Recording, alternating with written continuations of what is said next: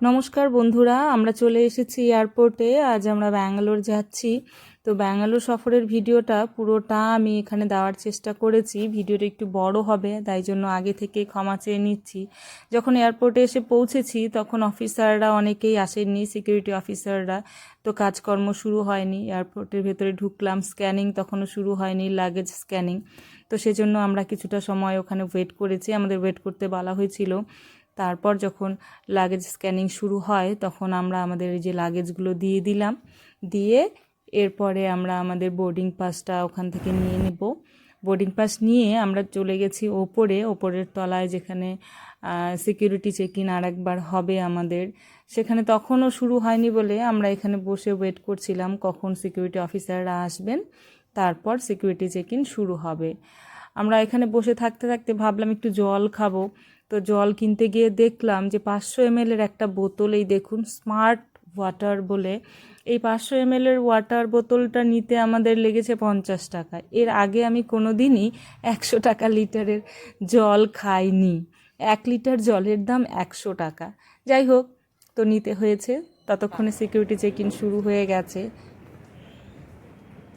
কোন গেটে যে দিবে এখনই গেট নাম্বার বলবে না তো, গেট নাম্বার পরে। তো যাই হোক, এবারে সিকিউরিটি চেক ইন শুরু হয়ে গেছে। আমরা সিকিউরিটি চেক ইন করে ভেতরে চলে এসেছি ওয়েটিং রুমে। ওয়েটিং রুমে তখন কোনো লোকজন তেমন ছিল না, ওয়েটিং রুমটাও পুরোটাই ফাঁকা। আমরা ভাবলাম ওপরে গিয়ে একটু বসবো, কিন্তু না, আমাদের ভেতর থেকে এই এক সুইপার দিদি বলে দিলেন যে আপনারা এখানে এখন আসবেন না, কাজকর্ম চলছে, পরিষ্কার পরিচ্ছন্ন করা হচ্ছে, আপনারা কাইন্ডলি নিচে গিয়ে বসুন। তো নিচে বসতে গিয়ে এই যে জলের কলটা দেখতে পেলাম, এটা আমি আগে মোবাইলেই দেখেছিলাম কারো একটা ভিডিওতে, কিন্তু আমি নিজে সচক্ষে তেমন দেখিনি। এয়ারপোর্টে এসে আমার খেয়াল হয়নি, মানে আমি খেয়াল করতে পারছি না যে আমি দেখেছিলাম কি না। অ্যাকচুয়ালি নিচে একটা সুইচ আছে, এই সুইচটা দিলে ওপর দিয়ে জল পড়ে, সেটাতে জল মুখে আপনি খেতে পারবেন। তো সেটা দেখে আমার ভালো লাগলো। তারপর চলে এলাম এখানে যে জুতোর দোকানটা আছে সেটাতে, জুতো এবং ব্যাগের দোকান। জুতোগুলো আমি ভাবলাম একটু দেখিনি কি এমন আছে। ওরে বাবা, 4,500 টাকা এই শুটার দাম! না, এত দামের জুতো কেনার মতন সামর্থ্য বোধহয় আমার নেই। আর এমন আহামরি কিছু জুতো নয় যে এত দাম দিয়ে কিনতে হবে।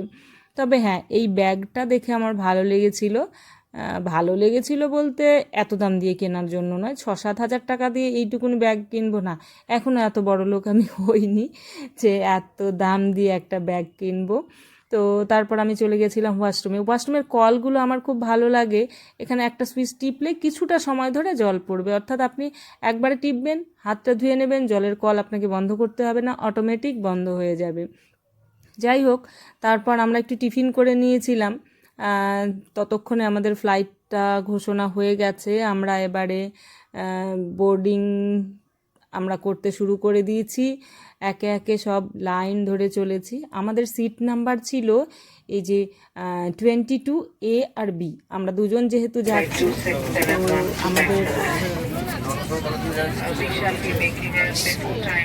তো আমাদের সিট নাম্বারগুলো খুঁজে নিয়ে আমরা চলে এসেছি এবারে 22AB-তে। এই যে আমাদের ততক্ষণে হোস্টেস দেখিয়ে দিচ্ছিল কি হলে কি করতে হবে, অর্থাৎ সিট বেল্ট কী করে লাগাতে হবে, অক্সিজেনের প্রেশার কমে আসলে উপর থেকে অক্সিজেন মাস্ক নেমে আসবে কী করে লাগাতে হবে, কখনো যদি আমাদেরকে জলে বিমানের অবতরণ করতে হয় তাহলে আমাদের সিটের নিচে যে লাইফ জ্যাকেট থাকে সেটা কীভাবে পরতে হবে। তো মনে মনে ভাবলাম এটা একটু ভিডিওটা করে নিই, কিন্তু আমার পাশে যে ভদ্রলোক বসেছিলেন উনি হাতটা সরাচ্ছিলেন, বলতেও পারছিলাম না। আর এইদিকে আবার আরেকটা জিনিস দেখা গেল যে এয়ার হোস্টেস ভিডিওটা যে আমি করছি সেটা দেখে নেওয়াতে আমাকে হাত মেরে বলছেন যে না না, ভিডিও করবেন না। তখন আমাকে ভিডিওটা বন্ধ করতে হয়েছিল। তারপর যাই হোক, আমাদের ফ্লাইটটা এবার টেক অফ করতে শুরু করলো। যখন নিচ দিয়ে চললো তখন আমি একটু আসলে ফ্লাইটে উঠতে ভয় পাই, তো আমি এগুলো কিন্তু নিজের চোখে দেখিনি। আমি মোবাইলটাকে রেখে দিয়েছি জানলার ধারে যাতে আমি ভিডিওটা করতে পারি। এই যে আস্তে আস্তে ওপরে উঠে গেছে, এখন হয়তো ভিডিওটা দেখতে ভালোই লাগছে, কিন্তু আমি নিজের চোখে দেখলে না আমার খুব ভয় করে। এবারে আমরা আস্তে আস্তে মাঝ আকাশে উঠে যাচ্ছি, একেবারেই ওপরে উঠে মাঝ আকাশ দিয়ে এবারে আমাদের প্লেনটা চলছে। আর এই সময় তো মোবাইলগুলোকে চালানো যায় না, মানে এরোপ্লেন মোডে রেখে দিতে হয় অথবা সুইচ অফ করে রেখে দিতে হয়। তো আমি এরোপ্লেন মোডে রেখেছিলাম আমার মোবাইলটা। আর আমি জানতাম আগে থেকে, যেহেতু আমার ওপরে আকাশে নেটওয়ার্ক থাকবে না, আমি আগে থেকে কিছু গান ডাউনলোড করে রেখেছিলাম। গান বলতে ঠাকুরের গান, ভজন এসব ডাউনলোড করে রেখেছিলাম, যাতে আমি মাঝ আকাশে বসে শুনতে পাই। আরে বাবা, বিপদ আপদ কিছু হলে তো অন্তত ভগবানের নাম করতে করতে যাব। যাই হোক, ফ্লাইটে আমি একটা হট চকলেট অর্ডার করেছিলাম, তো সেই হট চকলেটটা আমার দিয়ে গেছে। এই সেই আমার হট চকলেট, খেতে খারাপ লাগেনি, ভালোই লেগেছে। লোকে যেখানে ফ্লাইটে উঠে বাইরের সৌন্দর্য উপভোগ করে, মেঘগুলো দেখে, আমি সেখানে ভেতরের দিকে তাকিয়ে তাকিয়ে আমি হট চকলেটটা এনজয় করছি। সত্যি ভালো লাগছে, ওই ঠান্ডা ঘরে বসে হট চকলেট খেতে সত্যিই ভালো লাগছে। এই যে বাইরেটা দেখুন, এখন কিছু দেখা যায় বলুন? কিচ্ছু না, সাদা সাদা সাদা। সে কোথা দিয়ে যে যাচ্ছি কিচ্ছু বুঝতে পারছি না, মেঘের ভেতর দিয়ে কোথা দিয়ে যেন চলে যাচ্ছি। এগুলো দেখলে মনে হয় না, ভয় করে না যে হঠাৎ করে এখানে প্লেনটা ক্র্যাশ করলে কি হবে, আমাদের তো চিহ্ন মাত্র পাওয়া যাবে না। আমার সত্যিই খুব ভয় করে। যাই হোক, ভয় করলেও কিছু করার নেই, যেতে হবে। দ্রুত পৌঁছাতে গেলে আমাদের ফ্লাইটে করে যেতে হবে, তো গেছি। সেখানে আস্তে আস্তে ফ্লাইটটা যখন ল্যান্ড করছে তখন কিন্তু আমার আবার বেশ লাগে, তখন মনে হচ্ছে যাক মাটির কাছাকাছি এসে পৌঁছাচ্ছি। আস্তে আস্তে নিচের বাড়িঘরগুলো স্পষ্ট হচ্ছে, যেগুলো ফ্লাইট টেক অফের সময় আস্তে আস্তে মিলিয়ে যাচ্ছিল। তেমন আবার যখন ফ্লাইট ল্যান্ড করে আস্তে আস্তে বাড়িঘরগুলো যখন দেখা যায় না, সেটা সত্যি একটা খুব সুন্দর অনুভূতি, আমার খুব ভালো লাগে। তো আস্তে আস্তে নিচে নামছি আমরা, আর আমার ধরে যেন প্রাণ আসছে। আমার মনে হচ্ছে যাক, এবারে তো মাটির সংস্পর্শে আসবো। মাটিতে এসে কিছু হলে, মানে হয়তো আমার কিছু হবে, তবু তো আমার দেহটা থাকবে, এরকম একটা আমার অনুভূতি হয়। সে এক একজনের এক এক রকম অনুভূতি হয়, আমি জানি। হাইটে অনেকেরই ফোবিয়া থাকে, আমারও কিছুটা আছে, কিছু করার নেই। কিন্তু সেই ভয়টা এমন নয় যে আমি কাটিয়ে উঠতে পারি না, ভয় কাটিয়ে উঠেও তো প্লেনে উঠেছি, তাই না? তো যাচ্ছি এখন। অ্যাকচুয়ালি আমরা যাচ্ছি আমাদের ট্রিটমেন্টের কাজে। তো আমার হাজব্যান্ডের একটু সমস্যা হয়েছে, আমরা অ্যাপোলো হসপিটালে যাব। সেখানে গিয়ে ওর একটু চেক আপ করে নিয়ে চলে আসবো। আর আমাদের ঘোরাফেরারও বেশি প্ল্যান নেই, আমরা জাস্ট যাব, ট্রিটমেন্টে যতটা সময় লাগে ডাক্তার দেখাতে, দেখিয়ে চলে আসব। তো আমরা এখন নেমে যাচ্ছি ফ্লাইট থেকে। আমি পেছন দিকে নামার চেষ্টা করেছিলাম, কিন্তু দেখলাম পেছন দিকে সিঁড়িটা লাগাতে এত দেরি করেছে, সামনের দিকে বেরিয়ে গেলাম। এবার আমরা ওই কি বলে এগুলোকে, টানেল বলে না কি বলে আমি জানি না, এখন আমরা এয়ারপোর্ট থেকে বের হচ্ছি। তবে ব্যাঙ্গালোরের এয়ারপোর্টটা না সত্যিই সুন্দর, আমার খুব ভালো লেগেছে। আমাদের বাগডোগরা এয়ারপোর্টটা তো ছোট, আর ব্যাঙ্গালোরের এয়ারপোর্টটা অনেক বড়। এর থেকে আমার মনে হয় হায়দ্রাবাদটা আরও বড়, আমার মনে হয়, আমি যতটা দেখেছি। কিন্তু ব্যাঙ্গালোরের এয়ারপোর্টটা সত্যিই খুব সুন্দর, চারিদিকে খুব সুন্দর সাজানো গোছানো। আর এই যে এই জিনিসগুলো দিয়েছে চলমান, কি বলে এগুলো, এগুলো তো এসকেলেটার, হ্যাঁ টাইপ অফ এসকেলেটারই। তো এগুলো দিয়েছে, অনেকটা জায়গা হেঁটে বাইরে বেরোতে হয়, তো ওই গাড়িগুলোও আছে, ফ্রি সার্ভিস দেয়। তো আমরা গাড়িটা নিই, আমি একবার জিজ্ঞেস করেছিলাম ওকে, তুমি কি গাড়িটা নেবে? তো বললো যে না, গাড়ি নেবো কেন, চলো হেঁটেই যাই, আমরা কি হাঁটতে পারি না নাকি? তো এখানে একটা মেঝেতে খুব সুন্দর আর্ট করে রেখেছে, কি আর্ট করেছে জানি না, আমার ভালো লাগলো, তাই একটু ক্যামেরা বন্দি করে নিলাম। এরপর আমরা এয়ারপোর্ট থেকে বেরোনোর সময় দেখছি এখানে একটা পুকুর মতো করেছে, আমি ভাবলাম এখানে বোধহয় মাছ টাছ আছে, দেখি তো কি আছে।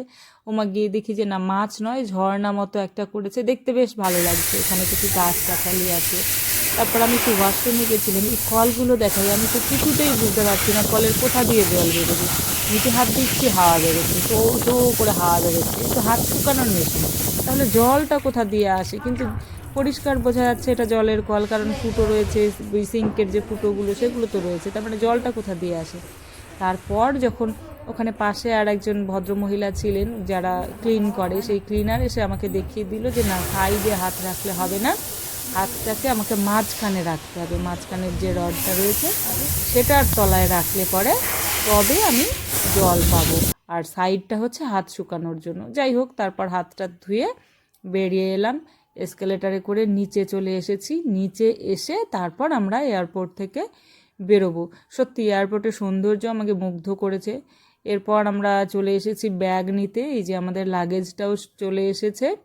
লাগেজটা নিয়ে, আমাদের বেশি লাগেজ ছিল না, একটাই আমরা দিয়েছিলাম, আর হাতে ছিল আমাদের একটা ছোট্ট তো সেই দুটো নিয়ে আমরা বেরিয়ে গেছি, তারপর ট্যাক্সি করে চলে যাব এবার আমরা অ্যাপোলো হসপিটালের উদ্দেশ্যে।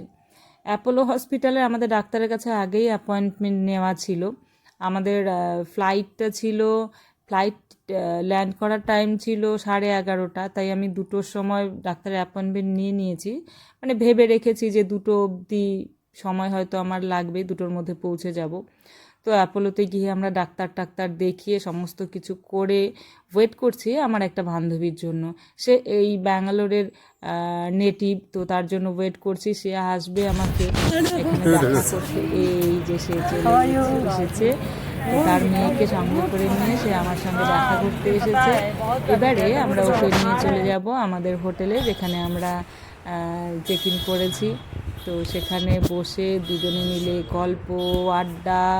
ওর মেয়েটা ভীষণ মিষ্টি একটা মেয়ে, ওর নাম এঞ্জেল। আর আমার বান্ধবী এই যে আছে, ওর নাম হচ্ছে বিজয়া। তো ওরা খ্রিস্টান, আমার এই খ্রিস্টান বান্ধবী খুব ভালো। এর আগে আমার 7-8 বছর আগেই ব্যাঙ্গালোরেই ওর সঙ্গে পরিচয় হয়েছিল, এবং সেটা হসপিটালেই। ওর মেয়ে আর আমার ছেলে দুজন একই হসপিটালে ভর্তি ছিল।